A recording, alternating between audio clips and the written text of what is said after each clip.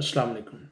Muslim fundamentalists have been heaping scorn on secularism for decades now, and prominent Muslim fundamentalists or extremist leaders like Maulana abul-ala maududi, Dr. Israr Ahmad, and Maulana Qutb of Egypt um, did it during their time, and the poison that they started spreading has gripped several parts of the Muslim world. And one of the results is, of course, Muslim extremism, the rise of extremist forces that have wreaked havoc not only with the lives of Muslim but those of non-Muslims as well. One such fundamentalist speaker is also there in the UK. His name is Mohammad Hijab. He also spits venom against secularism all the time. Now it's important. His ideology is really very poisonous. He justifies underage marriages. Openly says that Islam is an expansionist religion that believes in sort of conquest and capturing territories and stuff like that. This is what his critics say. This is not my allegation. And if you watch some of his videos, some of his speeches, or maybe if you watch all his speeches, then this is the impression that you will get, that this guy believes in expansionism and conquest, and this is the type of interpretation of religion that he offers as well. I will try to expose his poisonous ideology, and this is part one where I will talk about secularism. He, like Maududi, Qutb, and Dr. Israr Ahmad, and all fundamentalists, is vehemently opposed to secularism. And there are some modern fundamentalists who are clad in the branded pant, shirts, and coat, and Western educated. They have been doing that in all over the world, and naturally they get attraction, and they create a group of sympathizer who then also in one way or another way fund them or donate them. Currently there is a Pakistan born Canadian national Sahil Adim, who has been also propagating this obscurantist ideology. He has also come up with very narrow interpretation of Islam. There is a Dutch national who has been doing that in Pakistan. His name is Kaisar Ahmad Raja, and you can find a lot of people in the UK, in Canada, in the US, Abdullah Undlusi, and there are some new converts as well who have been doing that. Ideologically, they are close to Humbly school of thought, or Shafi'i school of thought, or Maliki school of thought, who are considered hardliners as compared to the followers of Imam Azam Abu Hanifa, who is largely followed in countries like Turkey, Pakistan, India, Bangladesh. And of course, his followers include both Deobandi and Barelvis. Barelvi, for a very long time, had been peaceful in some way, and but now they have also been radicalized in countries like Pakistan. But Deobandi, of course, they played an important role during the Cold War, and they fought in Afghanistan and also in Indian held Kashmir. So let's come up. Let's turn our attention towards the poisonous views of Muhammad Hijab about secularism. So he, like other fundamentalists of the UK, like Anjum Chaudhry, Umar Bakri, who also hated secularism, and who would also spit venom on secularism all the time, spit venom against secularism all the time. So this guy also does that. Ironically, these all fundamentalists who spit venom against secularism, they have taken nationalities of Western countries. Hijab, parents or ancestors are from Egypt. He has taken British nationality. The same could be said about Tilly Hassan, Anjum Chaudhry, Omar Bakri, and other people. They chose to take the nationality of a secular country, which, in their view, to some extent, if you study their views carefully, they would consider it as an infidel state. The same could be said about Sahil Adim, who would heap scorn on secularism all the time, but he's a Canadian national. Kaisar Ahmad Raja, he's a Dutch national, and again he has been heaping scorn on secularism as well. But they do not describe then what do they exactly want. They do want an Islamic government, of course, but the question is that if European people also want the return of Christianity, then what will happen? Now, these fundamentalists do not bother to talk about those consequences, or maybe they do not talk about the history of religiosity, religious wars, sectarianism in Europe. Uh, Many critics might argue that secularism is one of the best gifts of Europe. Of course, there are horrible things that were committed on European soil, Holocaust, hatred against other nationalities and religion, including Muslims. Crusades were terrible things, which not only targeted Muslim but Jews as well. So, if Europe becomes a Christian continent, so what will happen? So we need to see in the history when we can talk about Spain, and Spain Muslim had been living for more than 700 years, and Jews were also living there. And what happened when Ferdinand Isabella, they got together, conquering different territories from Muslim, and finally they defeated Muslim in 1492. And what they did in the after they had consolidated their power, after they had established in a way a Roman Catholic government, they kicked out Muslims and they kicked out Christians. They kicked out Jews as well. First, they forced Jew to become Christian, and later on they said that they did not accept Christianity properly, and that secretly they still observed their religious rituals. They came to be known as crypto Jews, and finally they just kicked them out. The same happened with Muslims. So, does Mr. Hijab want Europe to become Christian and want all Muslims living in Europe and Western world to be deported, or to be given a choice of converting to Christianity and leaving it? Europe witnessed terrible wars in the name of religion, with the 30 Years' War during the 17th century being the most famous, which claims more than 3 million lives. Some estimate go to the extent of claiming that 8 million people lost their life. There have been terrible incidents where 10,000 Protestant might have been killed or might have been burnt alive in France, or maybe 5,000 in one single incident. And there are instances where Catholic were persecuted because the ruling class happened to be Protestant. So after having so many terrible fights, they finally decided that religion should be your private matter.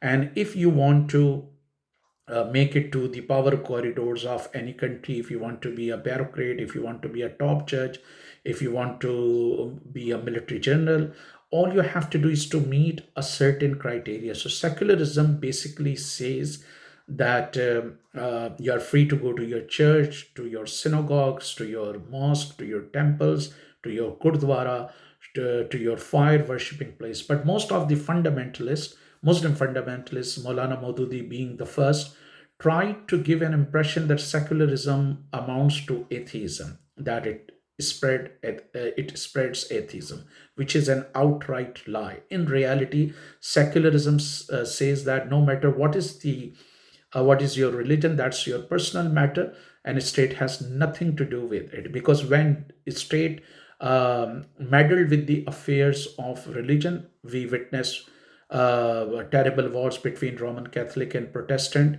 and rival religious sect, persecuted each other. So secularism simply says that religion is your private matter and it has nothing to do with the affairs of a state. It is because of secular tradition of Western countries that today you have offices of World Islamic Mission in America, in Canada, in in the UK, in Germany, and other parts. You have Dawat Islami, or the Islamic preaching group. based in Karachi. Most of its followers put on green turban. They have been roaming about from Bradford to Manchester and Manchester to Montreal or Montreal to Chicago. Why? Because Western countries are secular. Tablighi Jamaat, the preaching group of Raivan, holds its annual gathering in Birmingham, in London, and across Europe and across Western world. Again, why? Because Europe or Western countries are secular. Uh, so this is very important that because of secularism, Sadiq Khan is the mayor of London. Rishi Sunak happened to be the prime minister of the UK. India had some Muslim presidents, some Muslim on senior post in Indian cabinet as well. And in the same way, in the United States, you have Muslim parliamentarians. In Canada, you have Muslim ministers and parliamentarian. Why? Because Western countries are secular. Uh, Unfortunately, these Muslim fundamentalists want unlimited rights for Muslims living in Western countries. But when it comes to the rights of the minorities in Muslim countries, they want to relegate them to the status of second class citizen.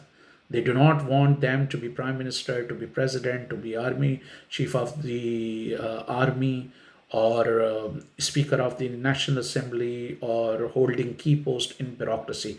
This is their hypocrisy. Now imagine if Christianity makes a comeback in Europe, what will happen? More than 6% population of Europe or in Western countries, is Muslim. Millions of Muslims are living in Western countries. They will all be kicked out, or they would be given an opportunity to be Roman Catholic, or maybe in Protestant countries.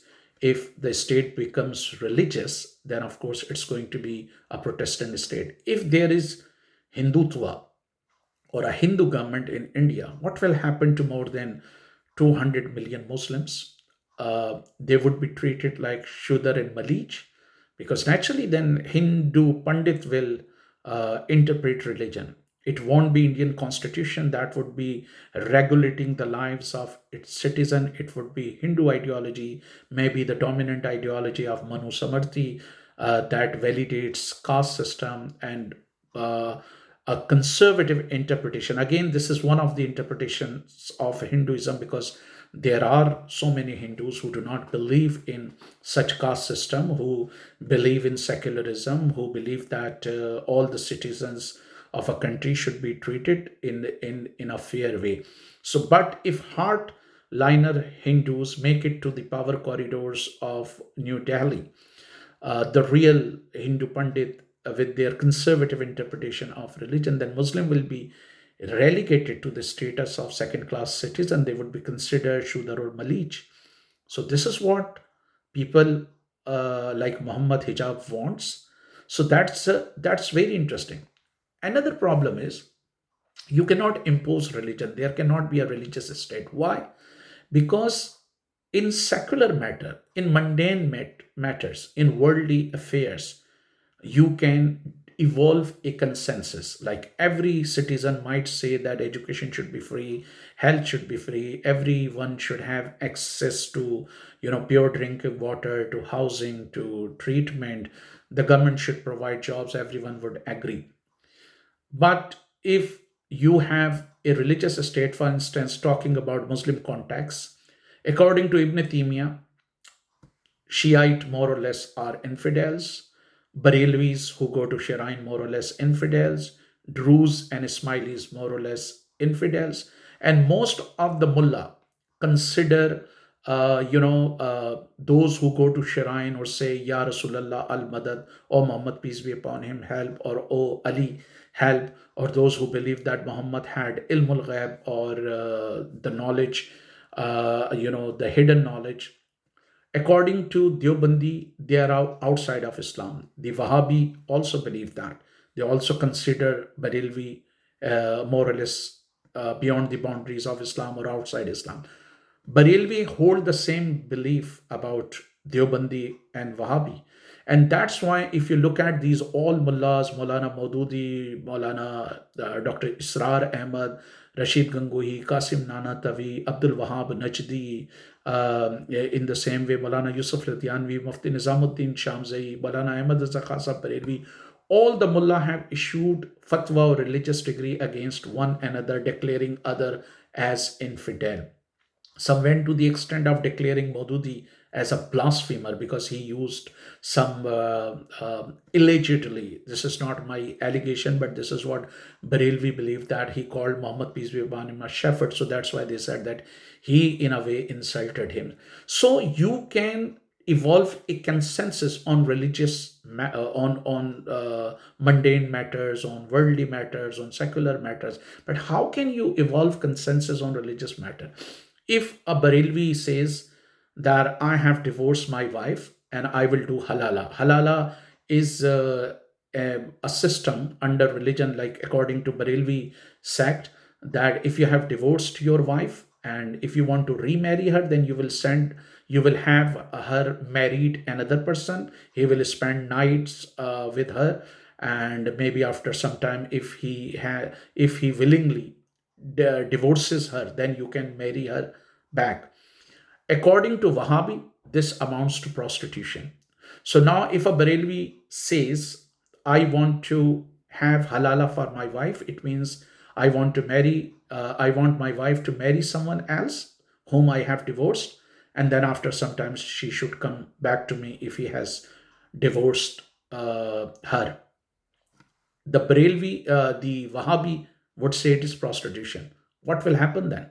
Barelvi is going to lacerate, he is going to kill that Wahhabi.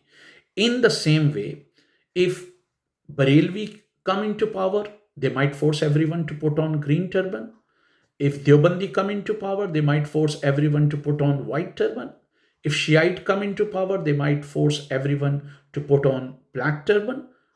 And if Wahhabi come into power, they might declare Barelvi and Shiite, non-Muslim or infidels. The same could be said about Deobandi. And we have seen that in reality, what emerges in the name of religion is not a religious state but a sectarian state. For instance, Iran is a religious state, but in practice, you cannot find any Sunni, any Wahhabi, any Deobandi, any Barelvi making it to the Guardian Council or Shura Negeban. You won't find that.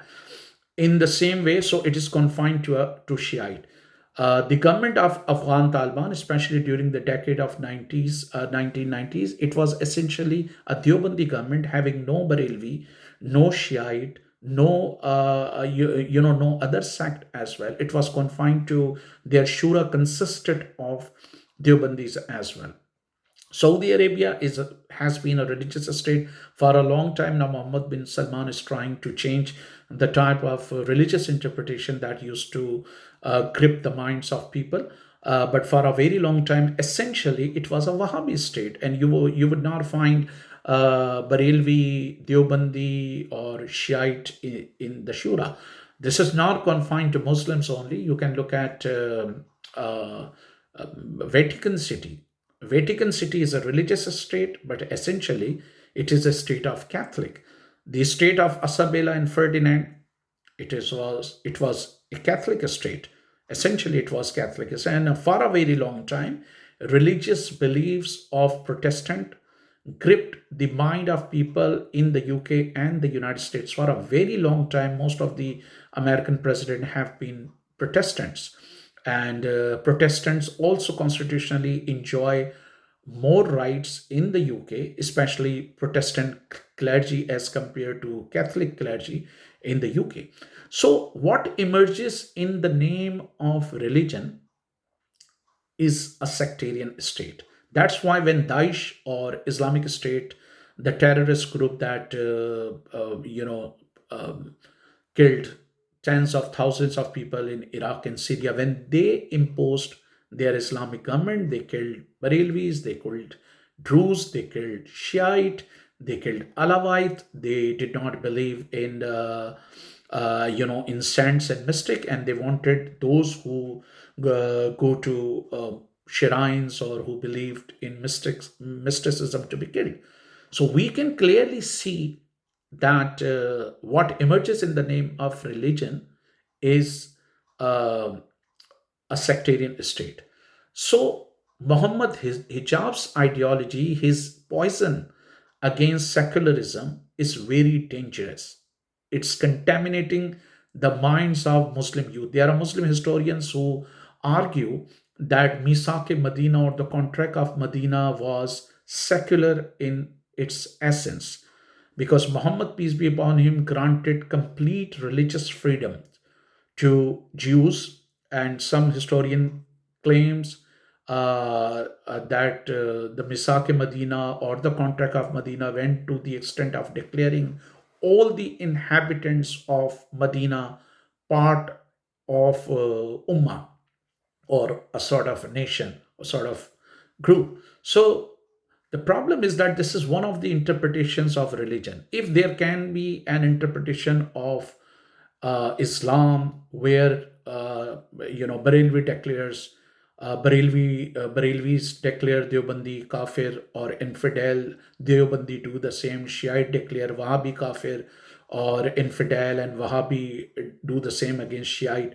Why can't there be an interpretation of the religion that talks about tolerance, that talks about humanism, that talks about granting equal rights to all members of a society or a country? So this is very poisonous ideology. Muslim youth should study, and there have been Muslim state, for instance, in some parts of Al Andalusia, some of the top advisors or the top bureaucrats in Muslim government, they happen to be Jews. And the same could be said about Malik, the ruler of Umayya government. Some of his bureaucrats, top bureaucrats, happen to be Jew. And Muslims collaborated with Christians, with Jews, with agnostic, with atheists when it comes to promotion of knowledge and sciences. In Al Andalusia, in House of Wisdom, you had Jacobite, Maronite, other sect of Christianity, and Jews, agnostic, Muslim working together, and promoting science, promoting philosophy, promoting working on logic. So you see that enlightened Muslim did not hesitate in learning from non-Muslim.